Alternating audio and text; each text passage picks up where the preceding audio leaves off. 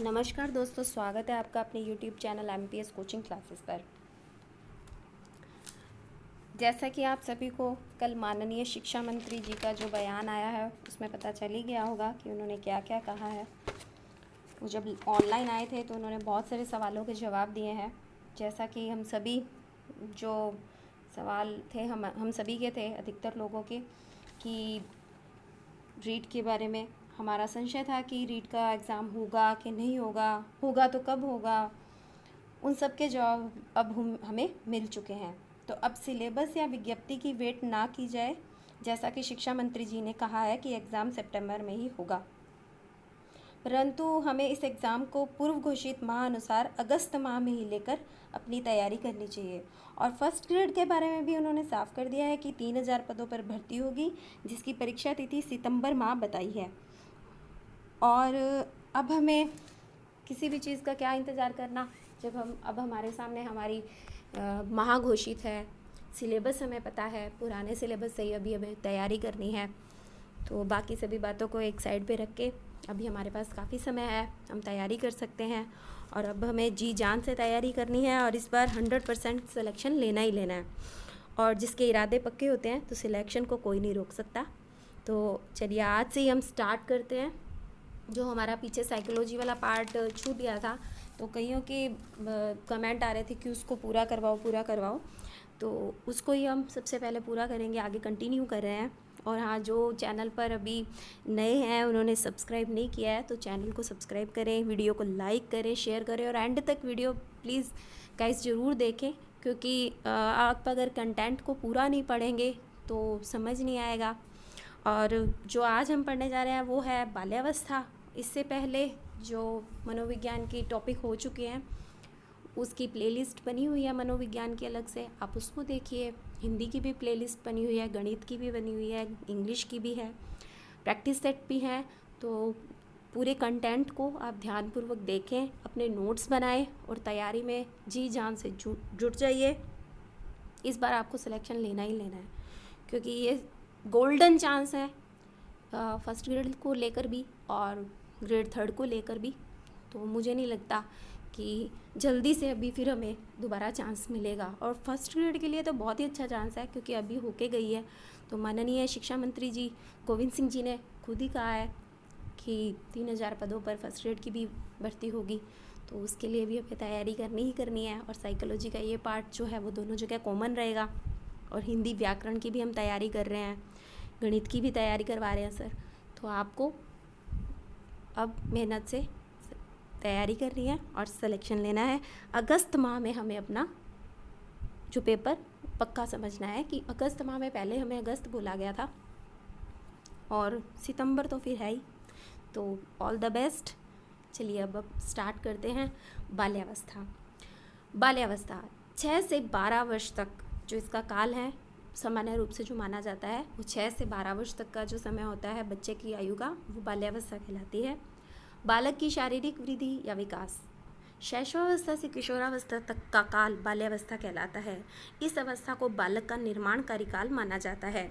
यह अवस्था नए कौशल एवं क्षमताओं के विकास की दृष्टि से स्वर्णिम काल है। बाल्यावस्था में बालकों में जिज्ञासा विशेष रूप से प्रबल होती है। उनमें तर्क एवं विचार करने की प्रकृति अधिक पाई जाती है।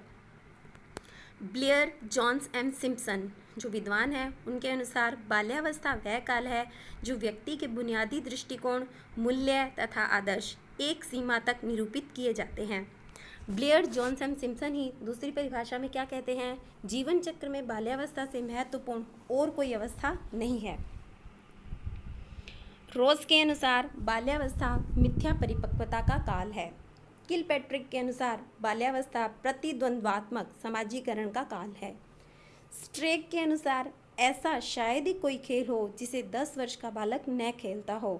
कोल व ब्रुश, बहुत इंपॉर्टेंट परिभाषा है इनकी, कोल व ब्रुश की। बाल्यावस्था जीवन का अनोखा काल है। ये तो हुई मुख्य जो मोस्ट इम्पॉर्टेंट परिभाषाएं हैं बाल्यावस्था की, वो है। इसके अलावा भी हैं जो हम अलग से वीडियो बनाएंगे, जब परिभाषाओं की ट्रिक के माध्यम से सीखेंगे उसमें करवा दी जाएंगी। ये मोस्ट इम्पॉर्टेंट है, ये इसमें मैंने अभी रखी हैं। बाल्यावस्था की मुख्य बातें, अनोखा काल। कोल व ब्रुश के अनुसार जो वो कहते हैं अनोखा काल है, व्यक्ति के दृष्टिकोण, मूल्यों, आदर्शों का निर्माण इसी काल में होता है। नंबर 2, निर्माणकारी काल, जबकि भावी जीवन की आधारशिला शैशवावस्था है। निर्माणकारी काल अगर कहें तो वो है बाल्यावस्था, और अगर कहे कि भावी जीवन की आधारशिला कब से शुरू हो जाती है, किसको कहा जाता है, तो वो कहा जाता है शैशवावस्था को। ये आप दोनों इनमें डिफरेंस है, वो ध्यान रखिएगा कि जो एग्जामिनर है वो हमें प्रश्न किस प्रकार से पूछ रहा है। नंबर 3, प्रारंभिक विद्यालय की आयु शैक्षिक दृष्टिकोण से महत्वपूर्ण काल है। ये बाल्यावस्था, आपको पता है कि 5-6 साल का बालक जो है वो स्कूल जाने लग जाता है, तो उस हिसाब से ये कह रहे हैं कि शैक्षिक दृष्टिकोण से महत्वपूर्ण काल है। औपचारिक शिक्षा प्रारंभ हो जाती है, अतः यह काल प्रारंभिक शिक्षा का काल कहलाता है। वैचारिक क्रिया अवस्था, हर क्रिया पर बालक विचार करता है। मिथ्या परिपक्वता का काल, रॉस कहते हैं कि यह जो मिथ्या परिपक्वता होती है, जैसे एक बालक को, एक उदाहरण के माध्यम से अपने इसको समझते हैं कि एक बालक को उन्होंने कहा, छोटे से बच्चा है जो 6 से 12 वर्ष तक की आयु का है, उसको बोला कि जा बेटा ये 10 रुपये ले और कोई चीज़ लेके आ। मम्मी भेजती है आमतौर पे कि कोई भी रसोई का सामान या कोई भी ज़रूरत की सामान चाहिए, वो उसको पैसे देते हैं, हम 10-20 रुपये लेके आ। बच्चा जाता है, रास्ते के अंदर वो कई ख्याल बुनता हुआ जाता है कि अरे भाई मम्मी ने तो मुझे आज काम भेजा है, पैसे दिए हैं, अब तो मैं बड़ा हो गया हूँ, मेरे पे जिम्मेवारियाँ आ गई हैं। बच्चे बहुत कुछ चीज़ें अपने आप में ही सोचने लग जाते हैं, क्योंकि उनकी अपनी उधेड़बुन होती है जिसमें वो चलते रहते हैं। तो उनके अंदर एक परिपक्वता आती है जो मिथ्या होती है, एक झूठी होती है, कि वो अपने आप को बड़ा समझने लग जाते हैं। हाँ अब तो मैं बड़ा हो गया हूँ, मैं बड़े बड़े काम करूँगा, मैं पापा के जैसा बनूँगा। तो इस तरह से ये मिथ्या परिपक्वता का काल जो रोस महोदया ने कहा है वो इस हिसाब से कहा है। प्रतिद्वंद्वात्मक समाजीकरण का काल, किलपैट्रिक के अनुसार प्रतिद्वंद्वात्मक समाजीकरण का काल कौन सा है? बाल्यावस्था। दल व खेल की आयु का काल, खेल की आयु कौन सी होगी? बाल्यावस्था। इस अवस्था में बालक अपनी समकक्षी वर्ग के सक्रिय सदस्य बनाते हैं। ये दर्शन शास्त्र व्याख्याता भर्ती 2014 के अंदर आया हुआ प्रश्न है। बाल्यावस्था की विशेषताएं, शारीरिक व मानसिक विकास में स्थिरता, विकास धीमी गति से होता है। शैशवावस्था के शारीरिक व मानसिक विकास को दृढ़ता प्राप्त होती है। इस अवस्था में ऐसा प्रतीत होता है कि बालक का मस्तिष्क परिपक्व होकर प्रौढ़ता की ओर अग्रसर होता है, इसलिए इस अवस्था को मिथ्या परिपक्व कहते हैं। शारीरिक व मानसिक विकास में तीव्रता शैशवावस्था में पाई जाती है। अगर पूछे कि तीव्रता कब होती है शारीरिक व मानसिक विकास के अंदर, तो शैशवावस्था में। और अगर कहें कि परिपक्वता कैसी कब वो प्राप्त करता है, तो वो बाल्यावस्था के अंदर वो दृढ़ता प्राप्त कर लेता है और अग्रसर होता है। उसका मस्तिष्क जो होता है परिपक्व होकर प्रौढ़ता की ओर अग्रसर होता जाता है। जिज्ञासा प्रवृत्ति में प्रबलता, नवीन वातावरण को जानने की जिज्ञासा तथा प्रश्नों की बौछार ना करके स्वयं ही अपरिचित वस्तुओं से परिचित होने का प्रयास करता है। वो प्रश्न पूछने कम कर देता है और अपने आप से ही किसी चीज़ को देखता है तो उसे देखते ही रहता है और उसके अपने ही सवालों के जवाब खुद ढूंढने के प्रयास करता है। तो जिज्ञासा प्रवृत्ति में उसकी प्रबलता होती है कि ये चीज़ ऐसी है तो क्यों है। इसीलिए कहते हैं कि क्या, क्यों और कैसे। बाल्यावस्था के अंदर, शैशवावस्था के अंदर तो है क्या। शैशवावस्था का बालक पूछेगा ये क्या है, हर चीज़ पूछेगा ये क्या है, और बाल्यावस्था वाला बालक पूछेगा क्यों, ऐसे है, ऐसे क्यों नहीं है। और जो किशोर बालक होगा वो पूछेगा कैसे, कैसे, क्या, क्यों और कैसे। ये इस तरह से क्रम चलता है शैशवावस्था, बाल्यावस्था और किशोरावस्था के अंदर। यथार्थवादी दृष्टिकोण, कल्पना में विचरण नहीं तथा वास्तविक जगत में प्रवेश। शैशवावस्था में बालक जो है कल्पना में विचरण करता है और बाल्यावस्था का बालक वास्तविक जगत में प्रवेश करना आरंभ कर देता है। चोरी करने व झूठ बोलने की बुरी आदत का विकास, चोरी करने और झूठ बोलने की बुरी आदत जो है इस काल के अंदर बच्चे में आ जाती है। और निरुद्देश्य भ्रमण की प्रवृत्ति, आपने इस उम्र के बालकों को देखा होगा कि बिना उद्देश्य के यूं ही घूमते रहते हैं। कोई पैदल ही घूमते हैं तो कोई अपनी साइकिल लेके घूमते हैं, उनका कोई उद्देश्य नहीं होता, बस यूं ही कहीं घर से निकले और यूँ ही कहीं 2-3 चक्कर लगाए और घर पे वापस आ गए, या कहीं भी घूमते रहते हैं वो। 9 वर्ष के बाद बालक में भ्रमण की प्रवृत्ति अधिक होती है। भ्रमण जिज्ञासा प्रवृत्ति की शांति के लिए होता है, अतः बालक पाठशाला छोड़कर भाग जाता है। कई बच्चे भाग भी जाते हैं। 6 नंबर, रचनात्मक प्रवृत्ति का विकास। घर के बाहर मिट्टी के मकान बनाना, घर के अंदर गुड़िया बनाना, अक्सर हम बाल्यावस्था के बच्चों को ये कार्य करते देखते हैं। संग्रह करने की प्रवृत्ति का विकास, जैसे कांच की गोलियां, चूड़ियां, कपड़े के टुकड़े, कंकड़ पत्थर, रबर, पेंसिल इत्यादि एकत्रित करता है। इसकी आपको मैं बहुत मज़ेदार बात बताती हूँ। मैं खुद एक अध्यापिका हूँ, तो मेरे मन में एक बार ऐसे ही आया, मैंने बच्चों से बोला कि मैं तुम्हारे ज्योमेट्री बॉक्स चेक करूँगी। तो बोले, बच्चे बहुत खुश हुए। कौन सी कक्षा के थे वो भी बता देती हूँ, 3री, 4ठी, 5वीं के बच्चे थे। तो बड़ी जिज्ञासा लेके और बड़े एक्साइटमेंट में वो खड़े हो रहे हैं एक एक करके, और मुझे अपनी ज्योमेट्री दिखा रहे हैं। मेरा उद्देश्य उनकी ज्योमेट्री बुक्स को चेक करने का यही था कि वो संग्रह करते हैं तो क्या इस प्रकार की चीज़ें संग्रह करते हैं जो ये बुक्स में लिखी हैं। तो आप मानेंगे 99% बच्चों के ज्योमेट्री बॉक्स के अंदर ये सभी चीज़ें थी, जैसे कांच की गोलियाँ, चूड़ियाँ, कपड़े के टुकड़े और कंकड़ पत्थर, जो उन्होंने रबर पेंसिल, ये कंकड़ पत्थर 100% थे बच्चों के, रबर पेंसिल भी थे। और जो चीज़ें उनके ज्योमेट्री बॉक्स में मुझे मिली वो थी, एक बच्चा था उसने बहुत सारे शार्पनर्स थे उसको अपने ज्योमेट्री में लगा रखा था। और कुछ बच्चे ऐसे थे जिनकी ज्योमेट्री में इस तरह से जगह बनी हुई थी, ऊपर अलग जिसमें सिर्फ आपको पेंसिल और इरेज़र और शार्पनर मिलेगा, और एक निचली साइड अलग जगह थी जिसमें उसका ये खजाना छुपा हुआ था। तो मुझे बहुत ही मज़ा आया उस दिन उनकी ये खजाने देखकर। तो ये बिल्कुल 100% सही बात है, उनके अंदर संग्रह करने की प्रवृत्ति होती है और ऐसी चीज़ें वो एकत्रित करते हैं जो काम की नहीं होती, बट उनके लिए वही उनका खजाना होती है। इरेजर इकट्ठे करते हैं बहुत सारे, पेंसिल के छिलके जो काम के बिल्कुल नहीं है, और बोलते हैं मैडम हम इससे रबड़ बनाएंगे। बच्चे बहुत ही प्यारी बातें करते हैं, बहुत मज़ा आता है उनके साथ बात करके, और ये सारी चीज़ें मैं उनमें देखती हूँ। 8वां, संवेगों पर नियंत्रण। इस उम्र में आकर वो अपने संवेगों पर नियंत्रण करना भी शुरू कर देते हैं। 9वां, सामाजिक व नैतिक भावना का विकास। सामूहिकता की प्रवृत्ति विकसित होने के कारण सामूहिकता का अभ्युदय होने लगता है तथा बालक अच्छे बुरे का भेद करना आरंभ कर देता है। उसमें सामाजिक व नैतिक भावना के गुण भी विकसित हो जाते हैं। कहने का ये मतलब है उन्हें अच्छे बुरे का मतलब भी पता चल जाता है कि अच्छा है, ये बुरा है, इसके साथ जाना है, इसके साथ नहीं जाना है, उनको इसका ज्ञान होना प्रारंभ हो जाता है। संवेगात्मकता में सामाजिकता का विकास।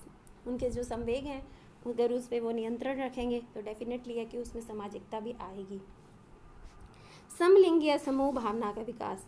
हम अक्सर सुनते हैं कि टोली बना के रहते हैं, तो वो इसी एज के जो बालक होते हैं वो टोली बना के रहते हैं और समलिंगीय समूह में रहते हैं। वो जो शैशवावस्था वाला बालक होता है उसको कोई मतलब नहीं है, वो अपना उसकी खिलौनों की आयु है, इनकी खेल की आयु है, तो वो अपने खिलौनों में मस्त रहता है और ये अपने खेल में समलिंगीय समूहों में बहुत मस्ती से अपना खेलते हैं, संवेगों पर नियंत्रण करते हैं, सामाजिकता के गुण इनके अंदर विकसित होते हैं।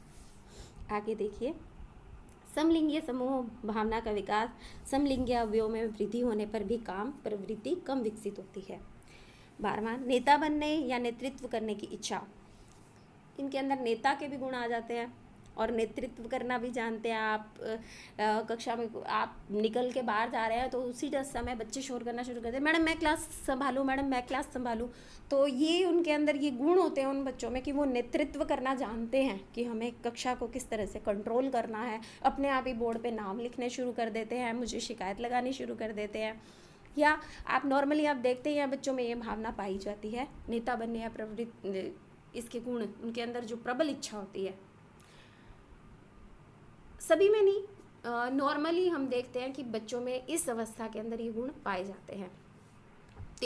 13 नंबर, प्रतिस्पर्धा की भावना।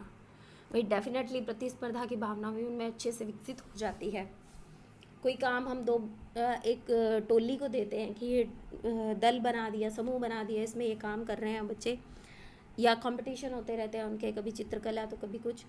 तो देखा गया है कि वो देख रहे होते हैं कि ये मेरे से आगे ना निकल जाए, ये अच्छा ना बना दे, तो कभी कभी उसकी कॉपी भी करते हैं, तो उससे बेटर होने का भी वो बहुत ट्राई करते हैं। तो ये भी उनमें गुण पाए जाते हैं। भाई बहनों से झगड़ा, ये तो नॉर्मली है, होता ही है, भाई बहनों से झगड़ा करते हैं इस एज के बालक। और भाषा का विकास, डेफिनेटली भाषा का विकास वो बहुत अच्छा सीख लेते हैं इस आयु के अंदर। अपनी भी एक अलग तरह की भाषा टोन में बात करने लग जाते हैं।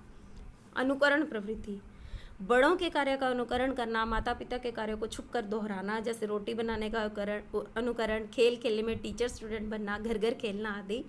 ये आपको बड़े अच्छे से समझ आ गया होगा, इस एज के बालक आपने देखे हैं अनुकरण।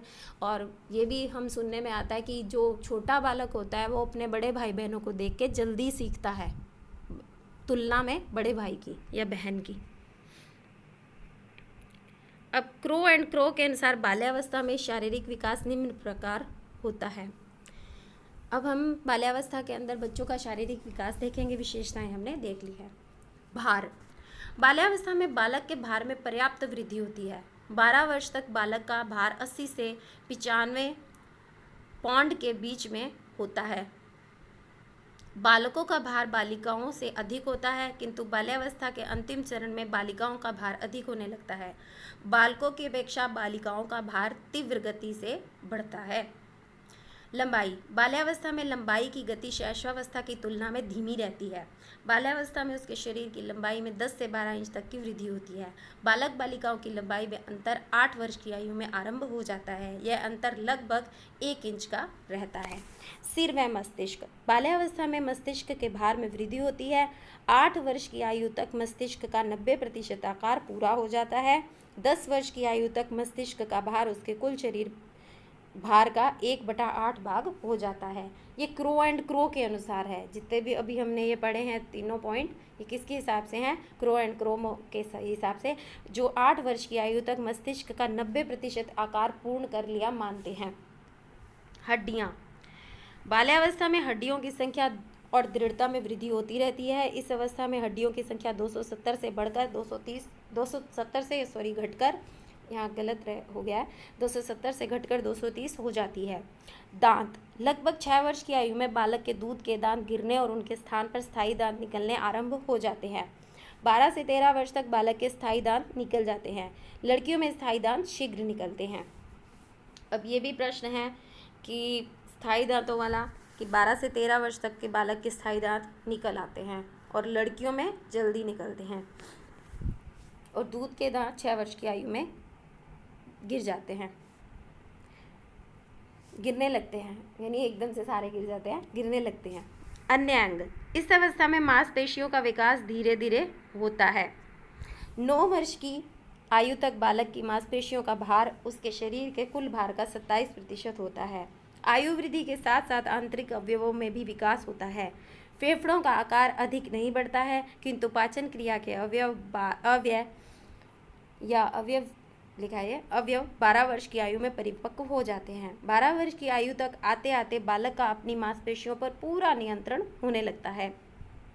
विकास का महत्व, बाल्यावस्था में बालक के लगभग सभी अंगों में पूर्णतः विकास हो जाता है। उनमें चिंतन, तर्क, विश्लेषण, संश्लेषण और समस्या समाधान के गुणों का विकास होता है। बालक क्रोध, भय, ईर्ष्या, हर्ष व आनंद सभी संवेगों का निर्माण हो जाता है उसके अंदर बालक में। बालक इस अवस्था में स्वयं को स्वतंत्र एवं निश्चित प्रकृति में ढालने की कोशिश करता है। सामान्यतः यह आयु समझदारी की आयु कहलाती है। अब यहाँ तक हमारा बाल्यावस्था आज कंप्लीट हो गया है। इसके बाद हम किशोरावस्था करेंगे। मोस्ट प्रोबेबली मैं इसकी वीडियो आपको कल या परसों में जो है अवेलेबल हो जाएगी।